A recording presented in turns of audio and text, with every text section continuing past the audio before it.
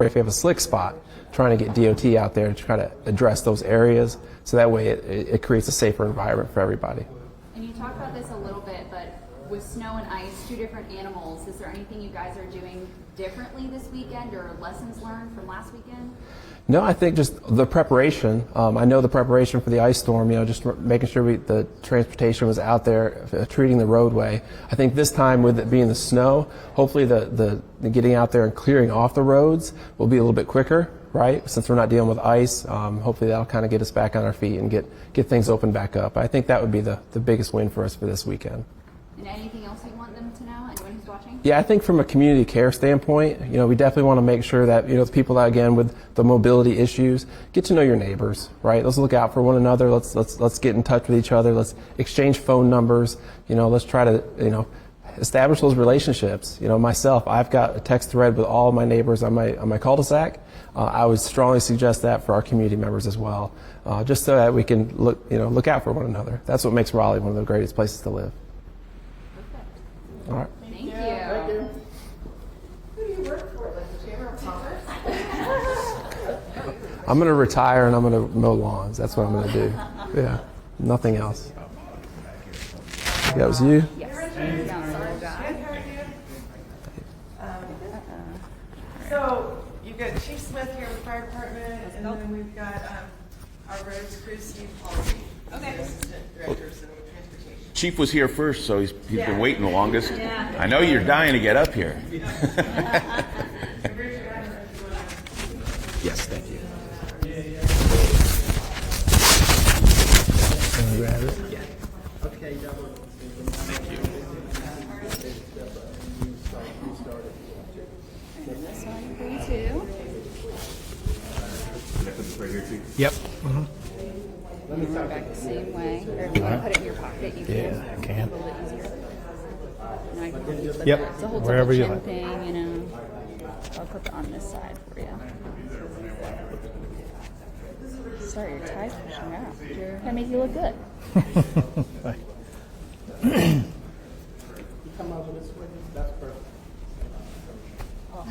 I was just messing with you.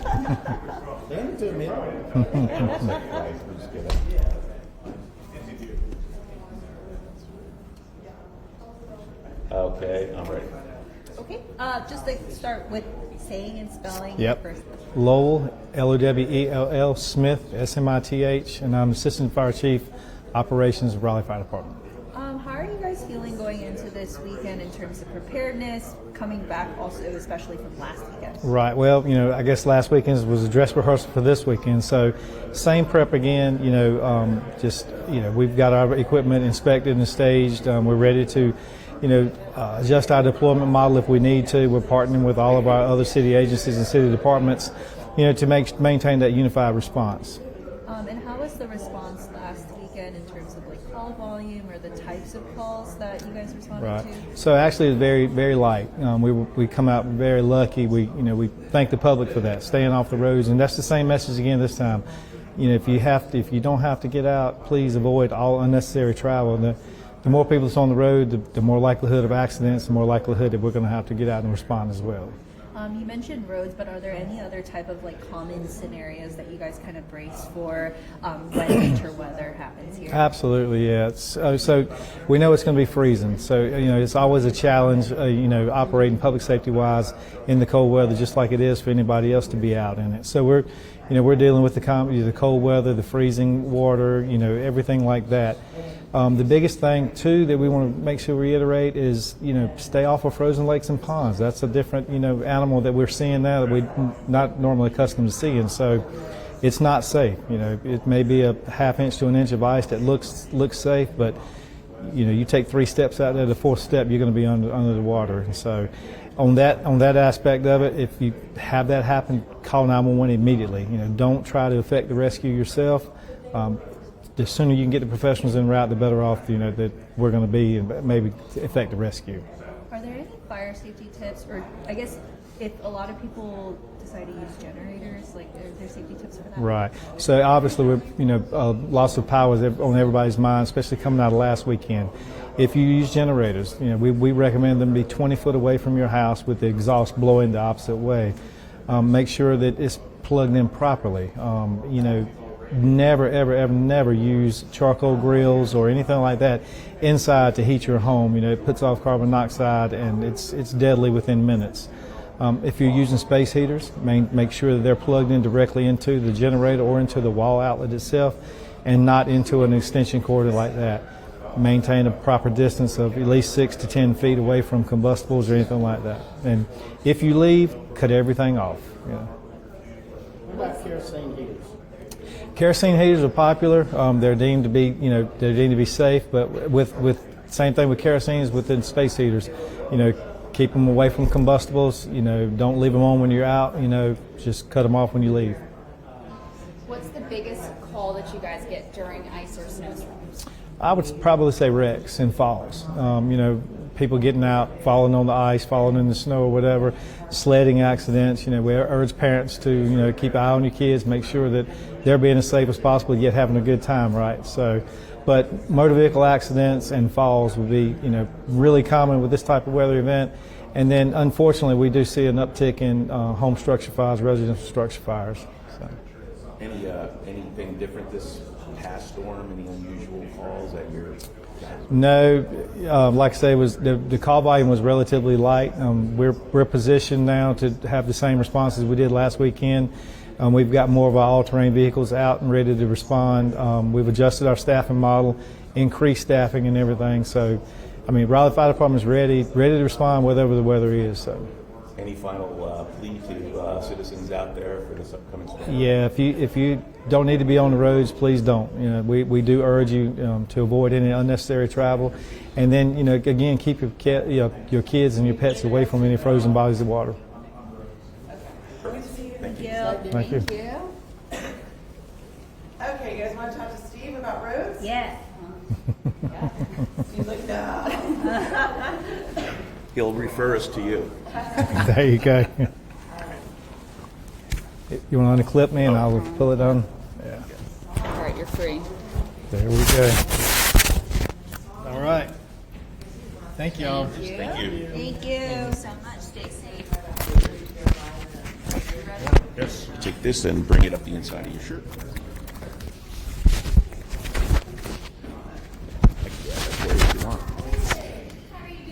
Make sure to mess my collar up. looks good. My wife won't be happy. And then after. And I'm going to clip. You can either hold this or I can clip it. Yeah, we can put it right here on my pocket, probably. Yeah, I can get it for you. Okay, thank you. All right, and then you're gonna put this Same right on thing? your shirt too. Yep, and he can go right in your pockets.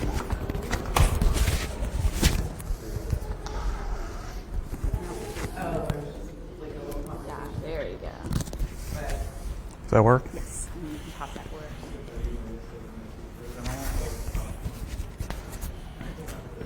Are you good with standing there, or do you need to move around? Okay. You want to come here? I don't want to be here. There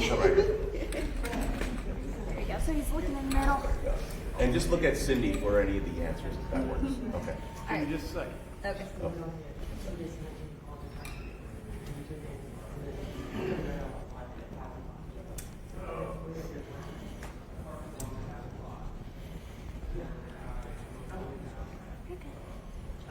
You good, Dan? Sorry, just give me a second.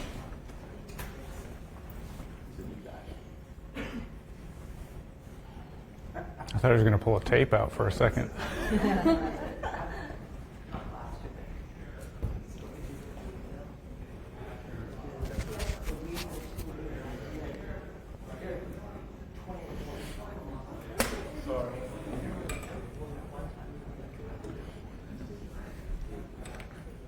I'm good. Yay. Can you just start with saying and spelling your first and last name and telling us your title? Sure. Steve Halsey, Halsey, and I'm with the Department of Transportation with the City of Raleigh, and I'm the Assistant Director. So how are preparations going with the roads right now? How are they right now? So we were able to get out yesterday and do our pre-treatment with brine, second time in a week, so we're getting pretty good at it. But we were able to treat everything we anticipated yesterday and giving the crews a little bit of a rest today in anticipation of our day and night shift starting at 7 o'clock tonight. How did last weekend go with the roads? So ice last week obviously was the biggest challenge, along with the cold temperatures. I think we still have some roads and shady spots where maybe the ice hasn't fully melted away from the streets, so that can present a challenge if snow falls on top. But looking forward to this coming weekend with the forecast of snow falling. We anticipate being able to hopefully push the snow off the road and then treat the roads with salt, so a little bit different type of accumulation than dealing with ice like we did last weekend. How much brine have you guys used in the city of Raleigh limits within the past 2 weeks? So it's 57,000 gallons per event, and we treat approximately 750 miles of streets. That's a lot. It is. It takes about 10 hours with our 12 trucks, but we've got it down to where everybody knows what their responsibility is, and it's kind of become a well-oiled machine. Absolutely. Kind of explain a little bit more about those challenges of having these back-to-back events. Obviously, staff is the first thing that comes to mind. If you go back 3 weeks, we had that threat of some wintry weather, so we had staff working that week.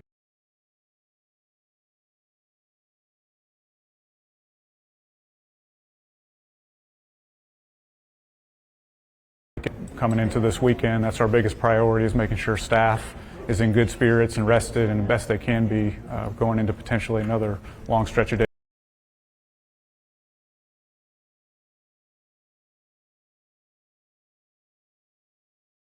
Why is my neighborhood not plowed?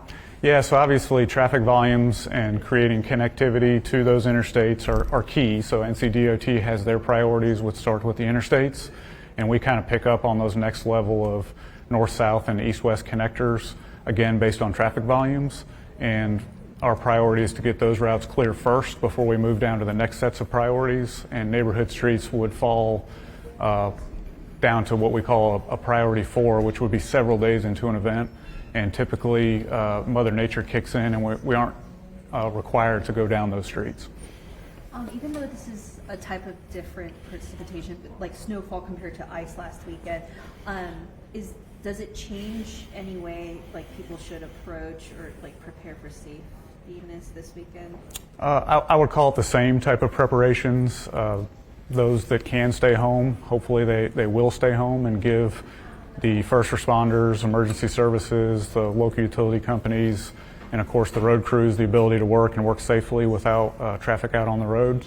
And again, the snow versus ice conversation, I would treat it the same as far as the public is concerned, because either way you can anticipate very slick conditions with the cold temperatures. And moving on into the beginning of next week, even after the snow's gone, I know the forecast is for low temperatures, so this stuff probably will hang around for a while. And again, some of those secondary roads are going to continue to remain challenging even into next week. Well, you guys are prepping the roads today, but after the snow falls, what does that process look like for you guys? So as the snow's falling, we're looking for accumulating snow, and once we get to the point where we can actually use our plows on our equipment, the priority is to push the snow off of the roads and then treat with salt to try and keep the ice from building up on the roads, because again, with traffic, the snow can melt, turn into ice, and that becomes a whole nother problem. So the priority is to get the snow off, treat with salt, get that priority clear, and then move on to the next set of priorities. Can you talk a little bit about sidewalks? Because I know that's a big concern too. It is. We have staff dedicated to working on some of the priority sidewalks in the downtown area within our municipal service district. Outside of that, obviously most of our staff is dedicated to clearing the roads, so that's going to be our priority. And what is your biggest message or urgency to drivers, people who just want to go out and play in the snow this weekend for safety? I would keep trips to a minimum if possible, keep it to emergency type trips, and again, give all the people that have to be out working the ability to do that safely. Have patience.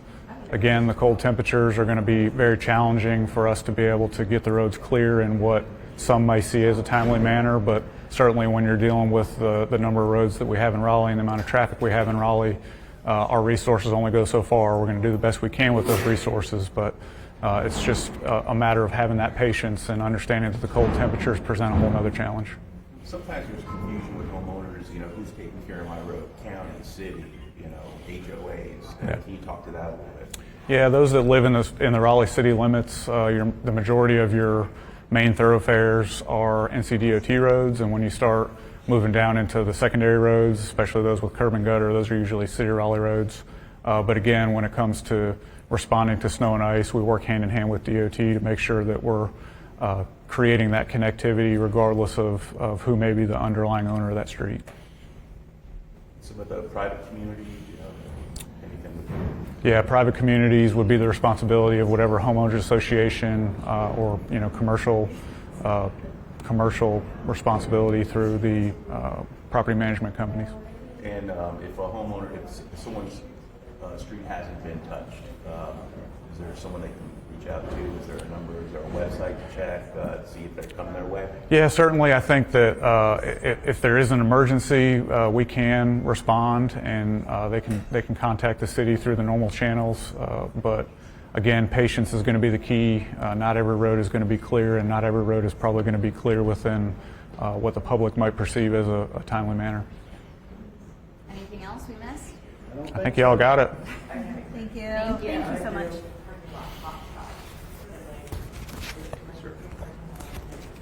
You got the last one, right? No questions?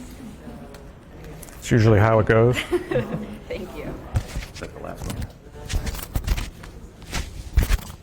All right. Appreciate you guys. Have a good day. Be safe. Thank you. Is that our last topic? Hello, how are you doing? Good. It's cold. You know I don't like this cold. How are you? Well, yeah.